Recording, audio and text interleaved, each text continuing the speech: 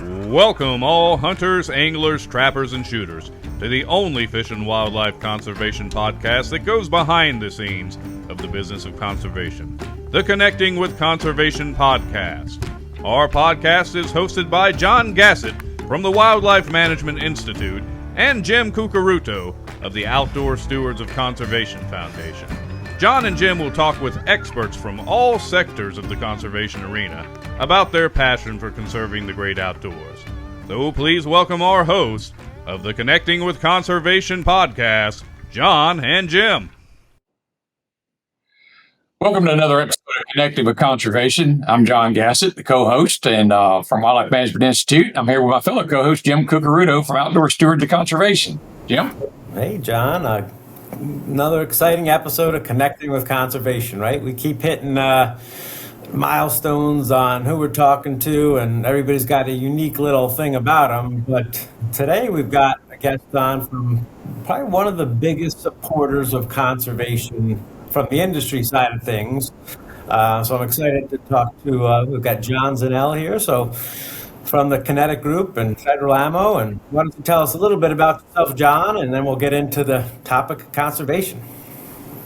Yeah, absolutely. So super happy to be here and excited to chat with you guys about all sorts of things when it comes to conservation and conservation funding and how we as a company support all those efforts in a lot of different ways. And so, again, Jon Zinnel, so I'm the Director of Community Relations for the Kinetic Group. And for those of you that may not know, the Kinetic Group is a conglomerate of ammunition brands. So we have Federal Ammunition, Remington Ammunition, Heavy Shot Ammunition, the Shot Shell World, CCI, and Spear as well. So we're located in 4 different states as far as our manufacturing facilities, Oregon, Idaho, Minnesota, and Arkansas. My office is in Minnesota at the federal facility.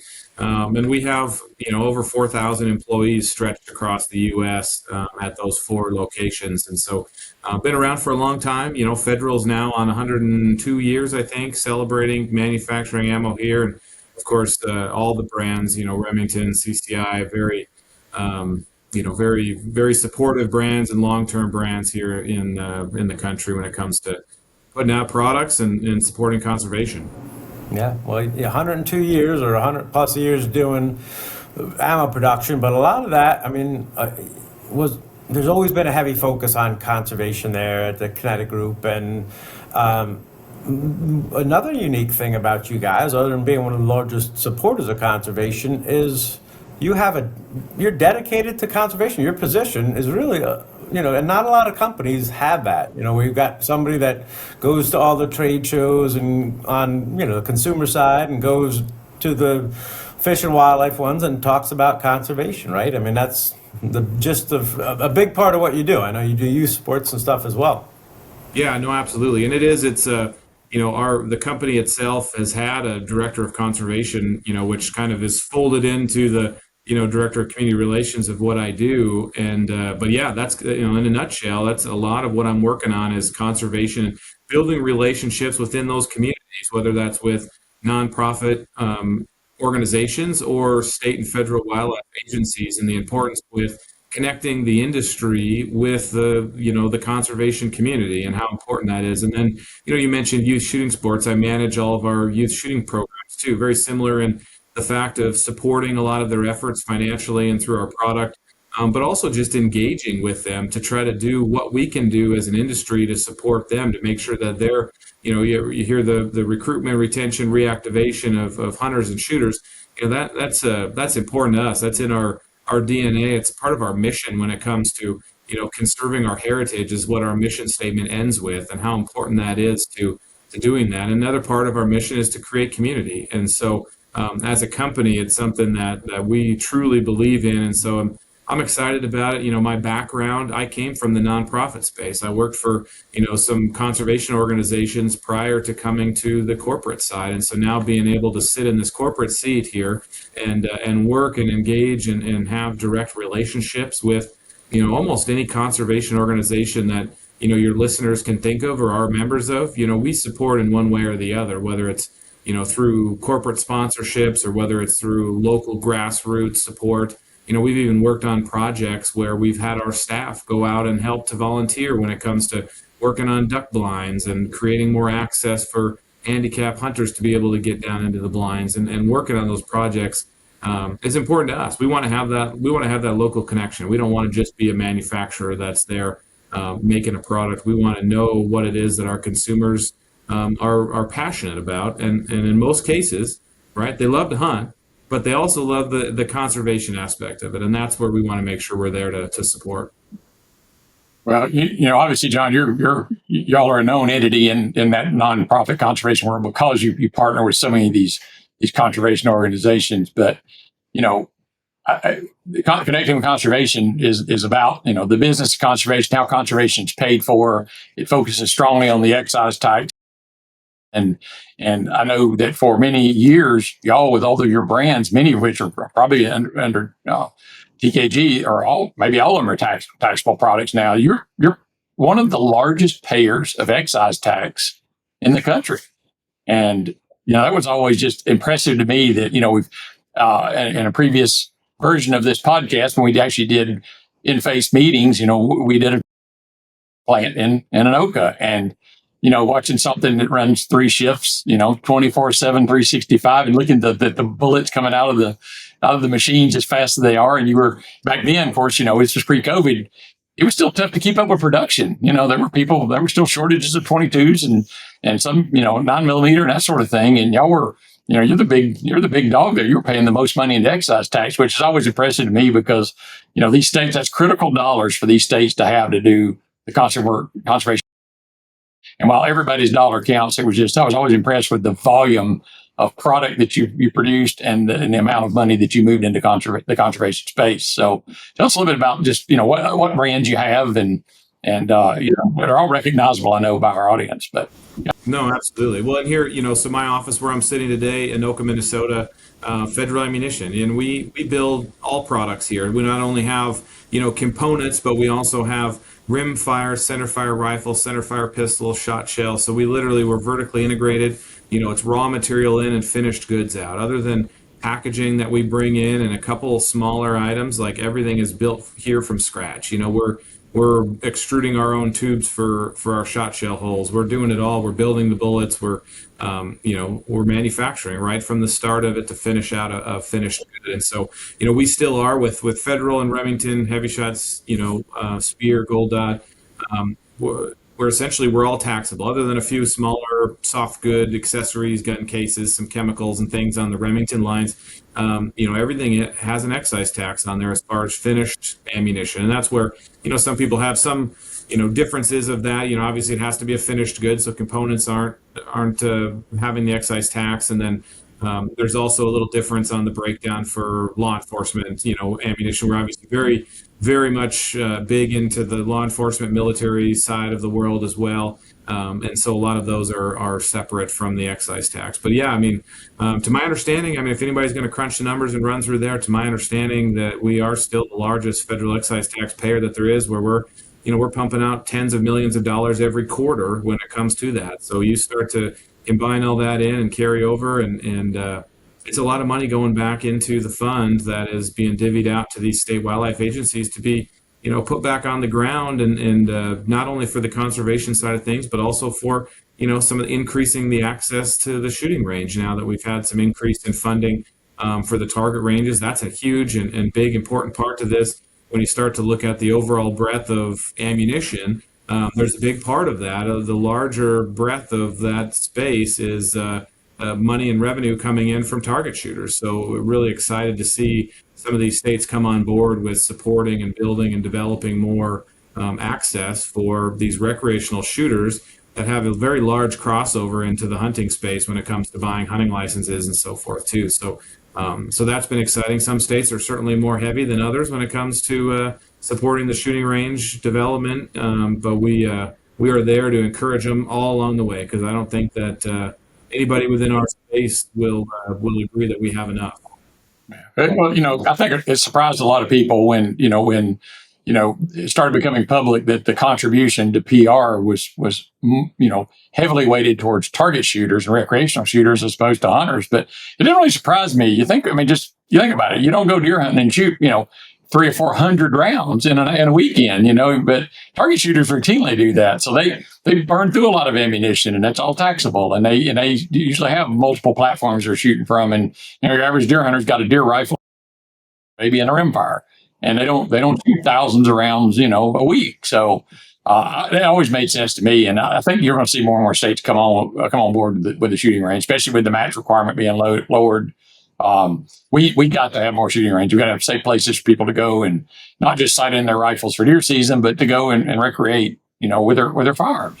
So well, and ultimately, when we go down through and we think to the background of the whole hunter ethics scenario too, and I know, we're both professional members of the Boone and Crockett Club, right? So those hunter ethics come up in a lot of different conversations, and the importance of those hunters and the crossover into, every hunter we would hope is a recreational shooter, because we don't want them just to pick up their gun and, go and shoot their 2 shots to hit a pie plate at 100 yards and then go chasing a whitetail in Alabama or Kentucky or the Dakotas somewhere, right? We want them to make sure that they're aware of what their firearm is capable of doing, and making sure that we have ethical harvest, and our part of that is to make sure that the products that we put out are able to do their job and to do what's needed to be done when it comes to that. And so I think there's a great crossover, and then that of course crossovers into that R3 space when it comes to the more folks we have recreating, the more folks and maybe a larger pool that we can pick from to try to get to encourage on the mentored hunting side of the world, and trying to bring them along a field and, enjoy a pheasant hunt or take them to the duck blind, or, I can't imagine anybody going on a first time hunt in the turkey woods, hearing those gobbles and being successful there, whether you harvest a bird or not. They're going to be knocking at the door because they're going to want to go back, because it is exciting, especially for those, even for us that have done it year over year and have harvested a number of turkeys. It still gets my blood pumping, and the day that it doesn't is the day that I'll hang up the turkey vest. But until then, I'm going to chase them as often as I can, or as often as my wife will allow me to. There is not much better than the feeling of teaching somebody how to catch a fish or harvest a turkey or anything like that. So, if you ever want to ask somebody to come with you, you go right ahead, right? But I just want to go back to the numbers of, conservation. So real easy math. Over $1 billion in excise taxes comes from firearms and ammunition, and it's about a third comes from handguns, a third long guns, and a third from ammunition. So $350 million about coming from ammunition, and you guys are paying a big chunk of that.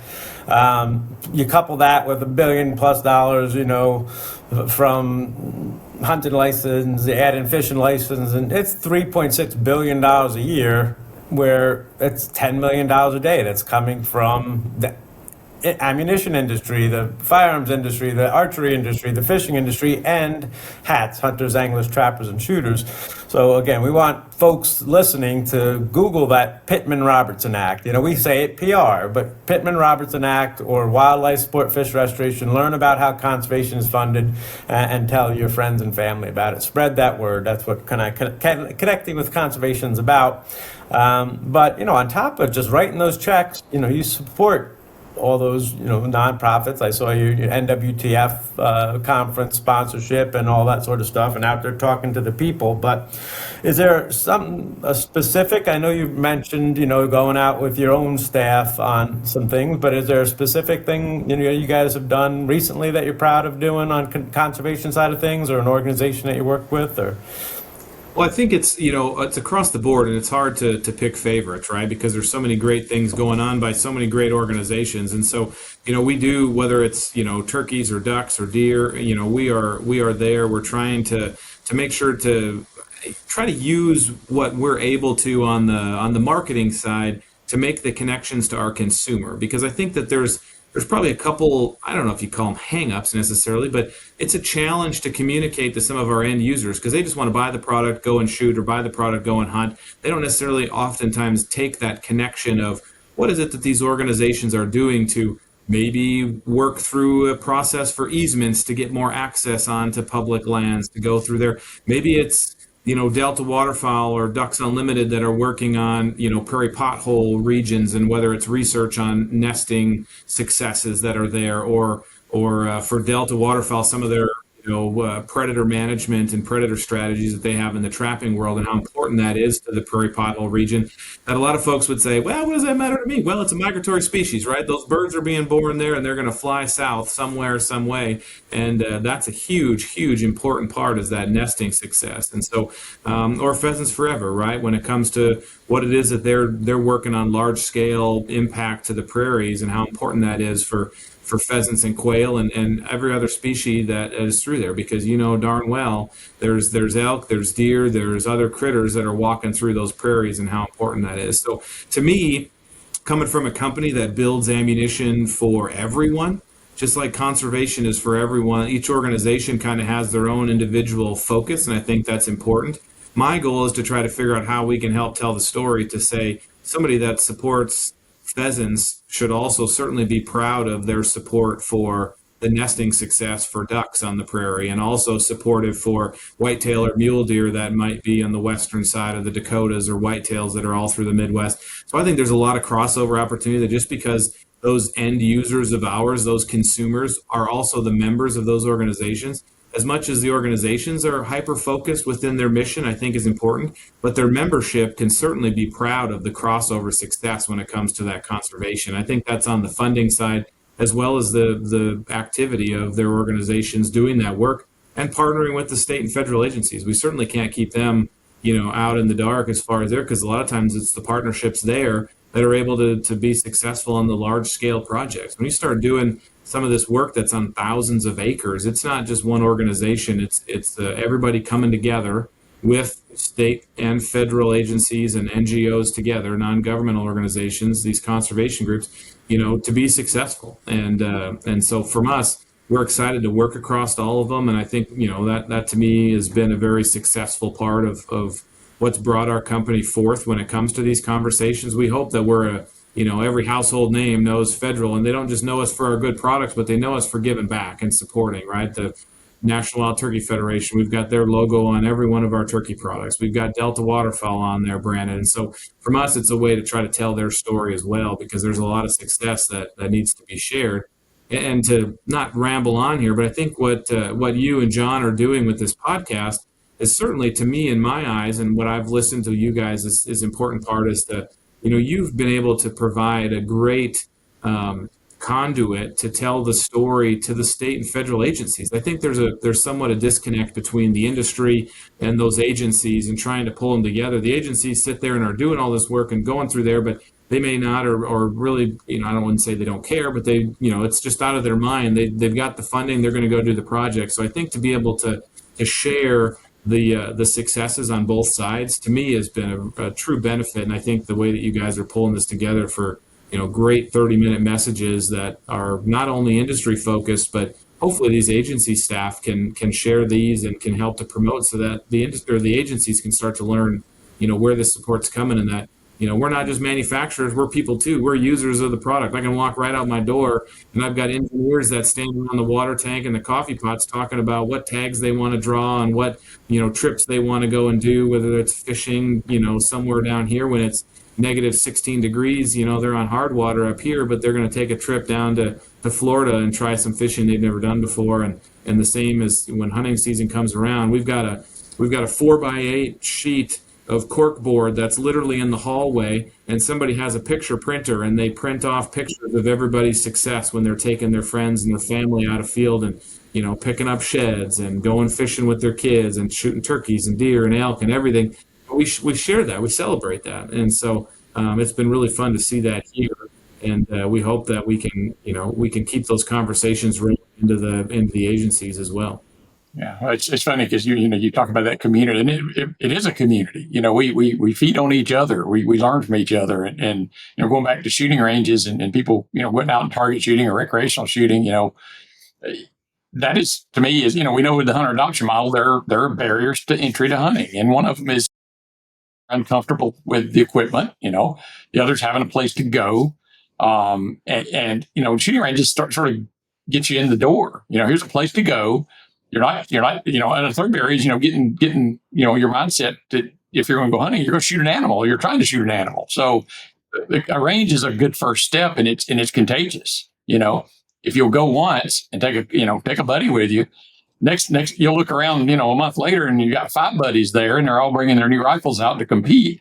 And at some point, not only, you, as I've been in a state agency and y'all worked in the profession, it's like the number one issue with shooting ranges usually is noise, from neighbors. They don't like the noise, but I tend to tell people, and I've got one here in just the backside of my subdivision. I tell people, if you like clean air and you like clean water and you like healthy wildlife and a healthy environment, every time you hear that shot go off, that's from 3 to 10 cents of excise tax, depending on what they're shooting, going towards conservation, going towards the things you want. So tolerate a little bit of noise, let the people burn their ammunition, and they're paying for all the things you like to do. And but a big subset of that are going to say, well, maybe let's try deer hunting or dove hunting. So, that R3 approach is, it's cradle to grave, I think, for all of us. Whether you're organically involved in a program to actually bring young hunters into the fold, or just providing opportunity and access to let more adults try it for the first time. So y'all are a leader in that, and we certainly appreciate that. So just keep driving that message home. Yeah, it's been fun to see, and really now there's several organizations out there in the mentored space that are using these shooting organizations as kind of pulling in their pools of folks that would love to try that, because there's a lot of barriers to entry financially, just knowledge, everything else, access, and so they're able to connect with those shooting teams to say, hey, you guys already got your hunter safety, you've worked through all the safety aspects of firearm handling, you've used the products, you've used that on the ranges, now let's go off and see what we can do and shoot a pheasant or a turkey or a deer or a duck and have a great time. And boy, the passion and just the excitement that just lights up, it's fueled our fires. I know that because I'm preaching to the choir with you guys, and I would hope that most all of your listeners. But all it takes is just that one extra conversation of somebody new that found this podcast through a friend or through an agency that shared it to educate, right? I mean, that's what you guys are really wanting to do, is to share the story, because there is so many great stories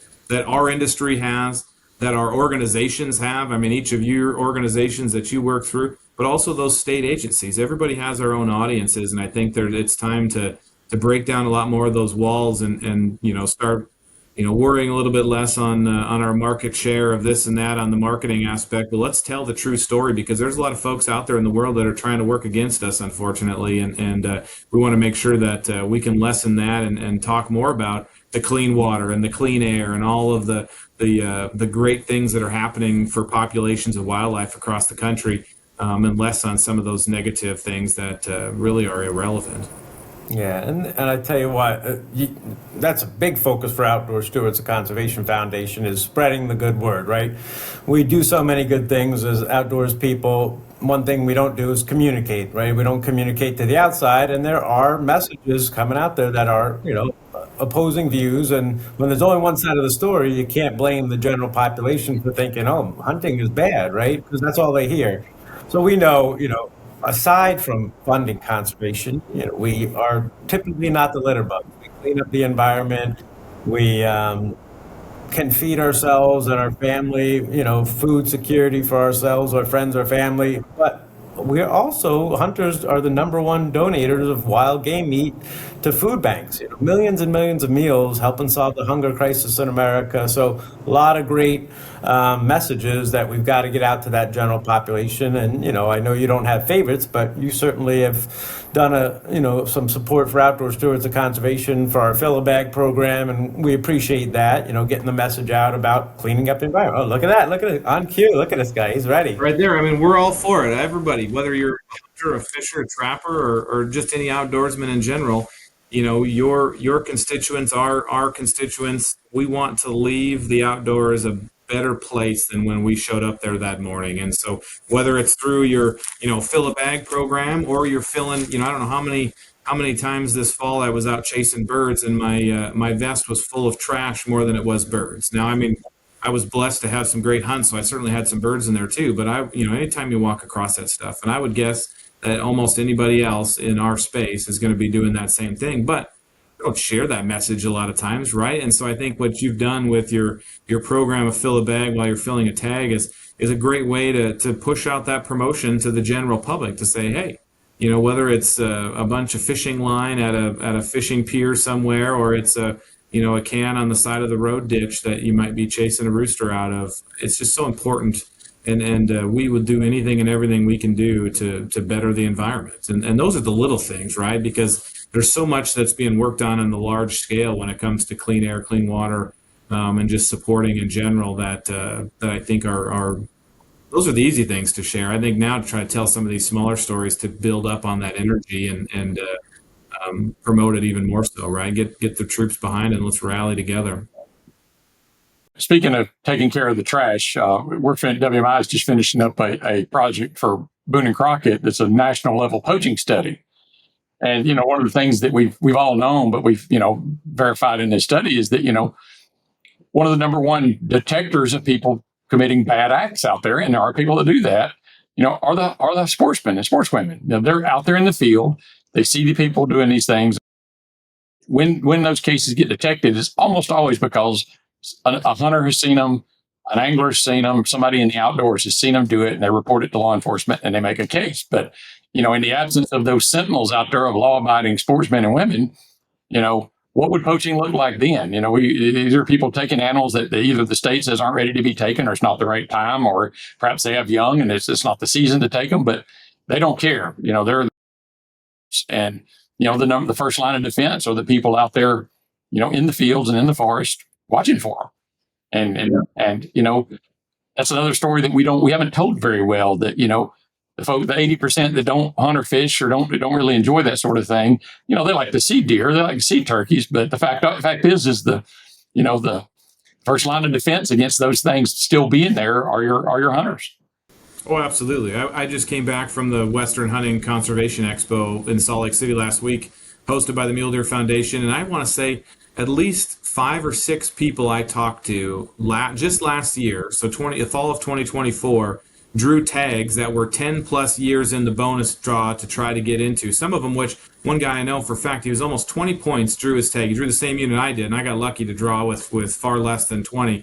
And he drew that tag, and he didn't pull the trigger. He went out there, had an absolutely fantastic 7 days, and enjoyed himself, and saw lots of critters and creatures, but it just wasn't right for him. And so to know that there are those folks or whatever that are just not out there to rack them and stack them like you hear some of the antis and the other side go on there, that it's truly about the resource and it's about the experience. And I think that's where, I certainly passed that down to my kids. I took my daughter last year spring turkey hunting in Iowa. Now she couldn't use my tag or fill my tag for me, but she was able to at least come along with me and be part of that.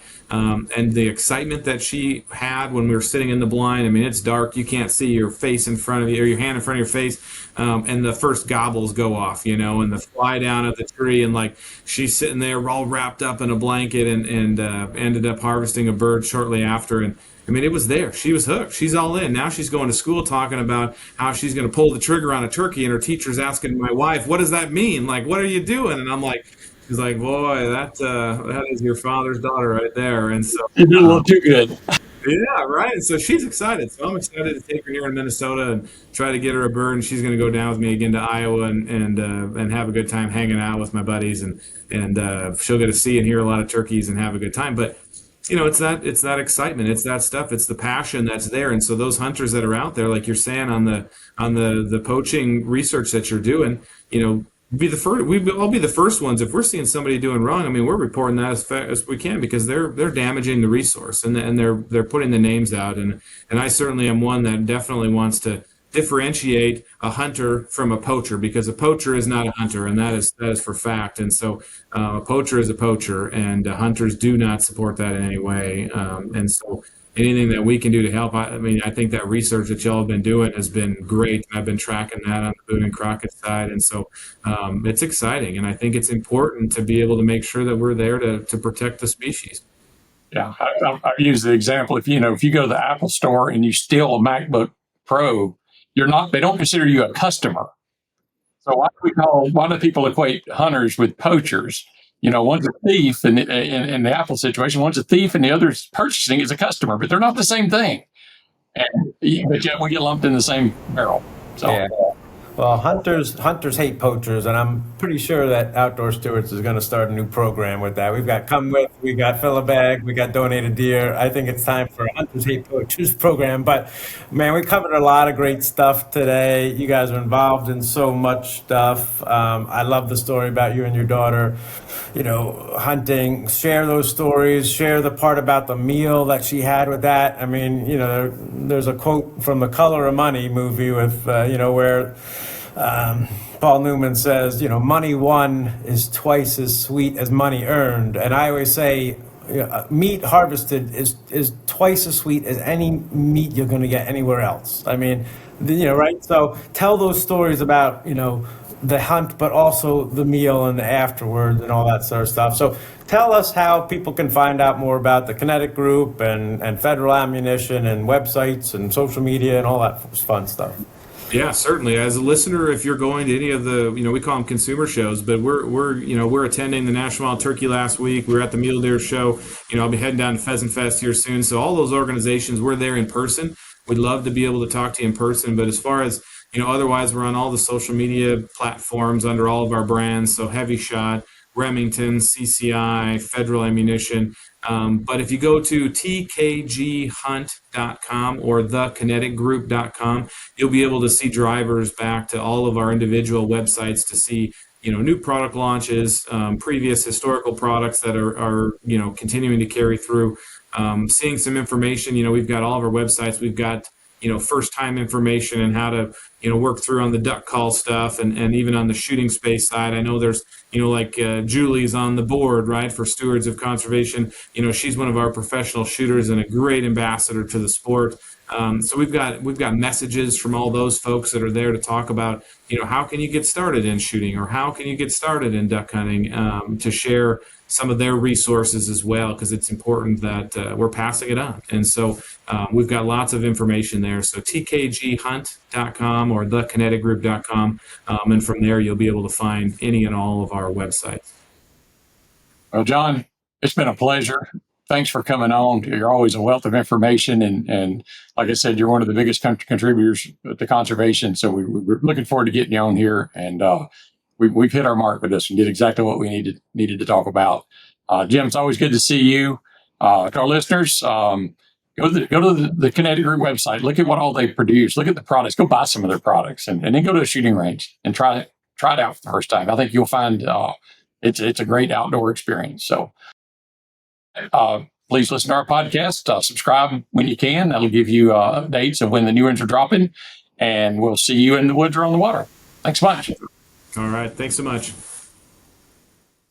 Thanks for listening to this episode of the Connecting with Conservation podcast. Please do us a favor and tell your buddies, friends, family, and others about what you've learned here today. If you like what you heard, come on back anytime and listen to another episode of the Connecting with Conservation podcast.